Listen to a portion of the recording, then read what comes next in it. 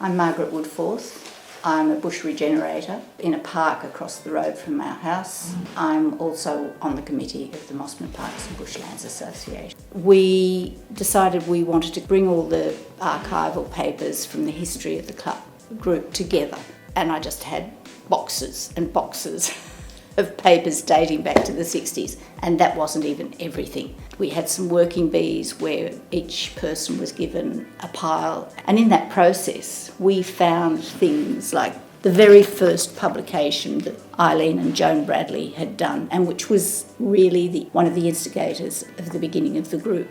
And one of the things that so many people say is, yes, you don't want it because it's your backyard, but it is our backyard, but it's everyone's backyard.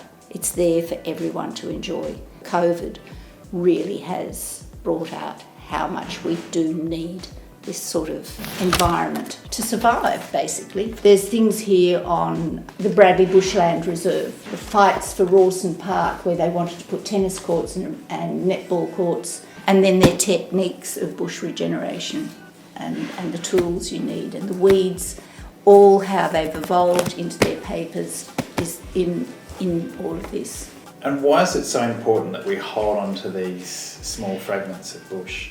One, you need the corridors for the animals and the bird life to move from place to place. For example, when we moved here, we had small birds, and then gradually as new neighbours moved in, the large trees disappeared, the small shrubs disappeared, and the birds disappeared. Since the bushland has been developing across the road, I've been getting more natives.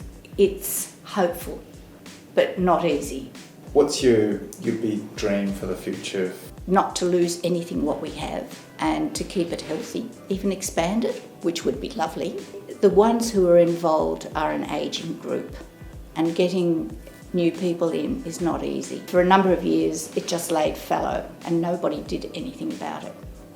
And then some of the neighbours wrote into the council and complaining about how it was becoming a dumping ground. It was full of lantana and morning glory, and it was unsightly.